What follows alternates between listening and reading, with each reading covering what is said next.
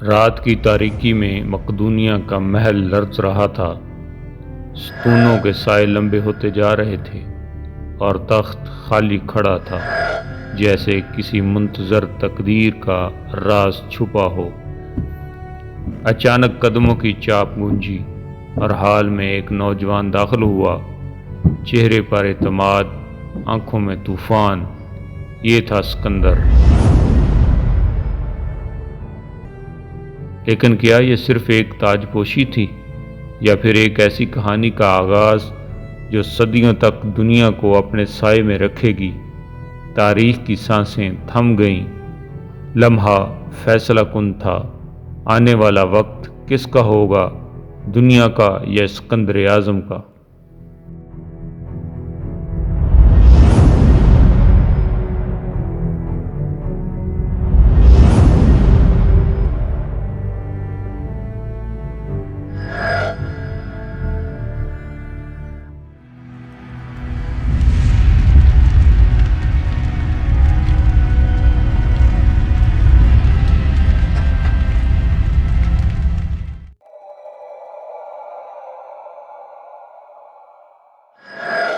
تاریخ کے اوراق میں دنیا کی عظیم اور قدیم شخصیات کے گرد افسانوی دھندلکے چھائے ہوئے ملتے ہیں، جن کی وجہ سے ان شخصیتوں کے صحیح حالات جاننا مشکل ہوتا ہے۔ اسکندر اعظم بھی دنیا قدیم کی ایک ایسی ہی شخصیت ہے۔ اس کے متعلق بعض قدیم مورخین نے تو یہاں تک لکھ دیا ہے کہ مشہور یونانی دیوتا زیوس نے اسکندر اعظم کی شکل میں جنم لیا تھا۔ بعض مسلم مورخین نے، جن میں ابن تاثیر اور نظام گنجوی شامل ہیں، اسکندر اعظم کو قرآن کریم میں ذکر کیا جانے والا حکمران اسکندر ذوالقرنین قرار دیا ہے، جبکہ فردوسی نے اپنے شاہ نامہ میں اسے ایرانی بادشاہ داریوش یا دارا اعظم کا بیٹا بتایا ہے۔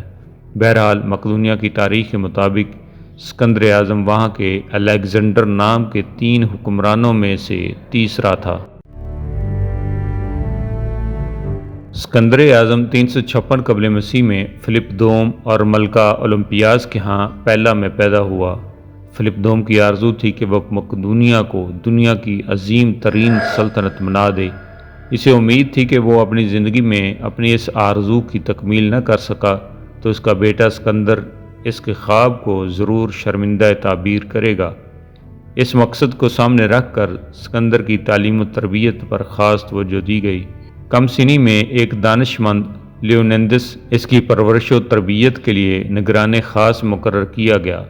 جب اسکندر نے ہوش مندی حاصل کی تو فلپ دوم نے مشہور زمانہ یونانی فلسفی ارسطو کو اس کا اتالیق مقرر کیا۔ ارسطو نے صرف و نحو، طبیعیات اور علوم فلسفہ اسے سکھائے، ساتھ ہی ساتھ اس کی جسمانی اور عسکری تربیت بھی اعلیٰ خطوط پر کی گئی۔ ہونہار بردہ کے چکنے چکنے پات کے مستاق اسکندر کی اقبال مندی اس کے بچپن سے ہی ظاہر ہونے لگی تھی۔ اس سلسلے میں مورخین نے اس کے بچپن کے کچھ واقعات درج کیے ہیں، جن میں سے کچھ یہ ہیں۔ ایک دفعہ تھیسلی کے ایک فیلونی نامی باشندے نے شاہ فلپ دوم کے دربار میں ایک شاندار گھوڑا پیش کیا جس کا نام بوسفالس تھا۔ وہ اس گھوڑے کی قیمت 13 ٹیلنٹ یعنی تقریباً 3,500 روپے مانگ رہا تھا۔ جب آزمائش کے لیے اس گھوڑے کو میدان میں لایا گیا تو وہ اپنی سرکشی اور شرارت سے کسی کے قابو میں نہ آیا۔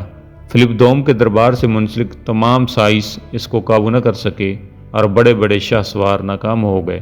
جوان سالہ اسکندر، جو اس تمام کارروائی کو قریب سے دیکھ رہا تھا، آخر بول اٹھا کہ تم لوگ اپنی کم ہمتی اور نادانی سے ایک اچھا گھوڑا کھو دو گے۔ فلپ دوم نے پہلے تو اس کی بات پر توجہ نہ دی، مگر جب اس کا اصرار بڑھا تو اسے بھی اس سرکش گھوڑے پر قابو پانے کا موقع فراہم کیا گیا۔ اسکندر نے گھوڑے کی لگام تھامتے ہی اس کا منہ سورج کی طرف کر دیا۔ دراصل وہ سمجھ چکا تھا کہ یہ گھوڑا اپنی پرچھائی سے بتکتا ہے۔ اسکندر اس کی لگام تھامے اسے تھوڑی دور تک لے جا کے چلا اور پھر یک بارگی جست لگا کر اس کی پشت پر سوار ہو گیا۔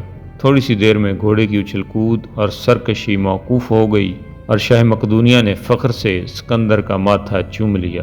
اس کے بچپن کا دوسرا واقعہ کچھ یوں ہے کہ ایک مرتبہ فلپ دوم کی عدم موجودگی میں ایران کے کچھ سفارتکار مقدونیہ آئے۔ اسکندر نے ان کی مہمانداری بڑے شاندار انداز میں کی اور بڑے جہاندیدہ سفارتکاروں کے انداز میں ان سے ایسی گفتگو کی کہ وہ اس کے گرویدہ ہو گئے، اور دوسری طرف اسکندر نے ان کے ملک کے متعلق بہت سی اہم فوجی اور غیر فوجی معلومات بھی حاصل کر لیں۔ اسکندر کا میدان جنگ میں اترنے کا پہلا تجربہ اسے جنگ چیرونیا میں حاصل ہوا۔ اس جنگ میں فوج کے ایک حصے کی قیادت اسکندر نے کی تھی۔ اس وقت اس کی عمر صرف 18 سال تھی۔ جولائی 336 قبل مسیح میں جب فلپ دوم اپنی فتوحات کی خوشی میں جشن عظیم برپا کیے ہوئے تھا، اس سلسلے میں وہ ایک وسیع میدان میں قومی کھیلوں کا مظاہرہ دیکھنے کے لیے گیا۔ بادشاہ نے عوام کی قربت حاصل کرنے کے لیے اپنی ذاتی محافظوں کو اپنے سے دور کر دیا۔ اس موقع سے فائدہ اٹھاتے ہوئے پیوسانیاس نامی ایک شخص نے آگے بڑھ کر فلپ دوم کے سینے میں خنجر گھونپ دیا، جس سے وہ موقع پر ہلاک ہو گیا۔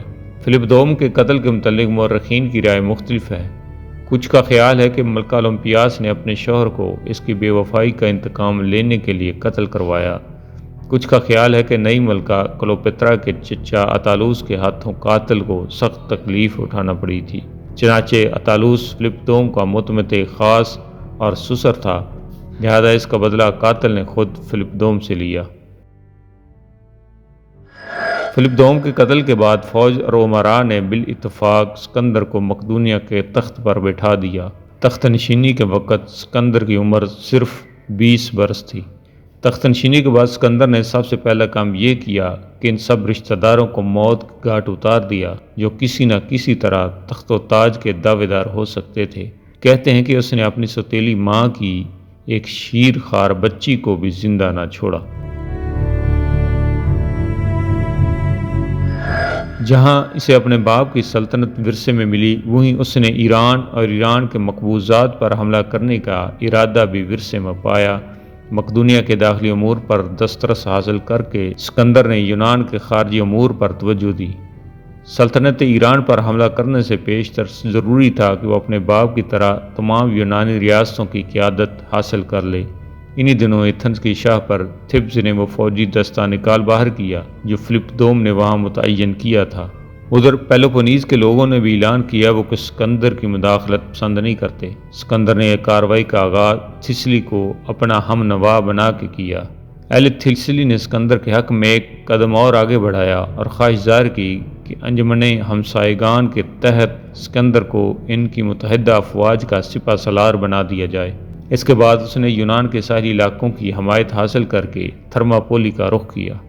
یہاں تمام یونانی ریاستوں کا متحدہ اجلاس منعقد ہوا، جس میں اسپارٹا کے علاوہ تمام ریاستوں کے کارندوں نے شرکت کی۔ اس اجلاس میں متفقہ طور پر فیصلہ کیا گیا کہ یونان کی متحدہ افواج کی کمان اسکندر کے سپرد کر دی ہے۔ اس فیصلے کے بعد اسکندر نے ان تمام ریاستوں کے خلاف کارروائی کی جو اس کے خلاف تھیں۔ اس پر ایتھنز نے وہ اقدام واپس لے لیے جو اس نے اسکندر کے خلاف اٹھائے تھے۔ اس کے بعد اہل ایتھنز نے اپنا سفیر مقدونیہ بھیج کر ارادت کا اظہار کیا۔ جب اسکندر جنوبی ہمسایوں سے اپنی تسلی کر چکا تو وہ شمالی ہمسایوں کی طرف متوجہ ہوا اور اس نے دوسرے سال بلکان کی ریاستوں کی طرف پیش قدمی کی اور انہیں اپنا اطاعت گزار بنانے میں کامیاب رہا۔ 335 قبل مسیح میں اسکندر نے تھبز کا رخ کیا اور تمیز کا شہر بیوشیا فتح کر کے وہاں کے حکمرانوں سے نرم شرائط پر صلح کرنا چاہی۔ وہاں کے حکمرانوں نے اسکندر کی شرائط مسترد کر دی۔ آخر اسکندر نے تھبز پر حملہ کر کے اس کے 6000 افراد کو تحت تیگ کر دیا اور شہر کو زمین بوس کر دیا۔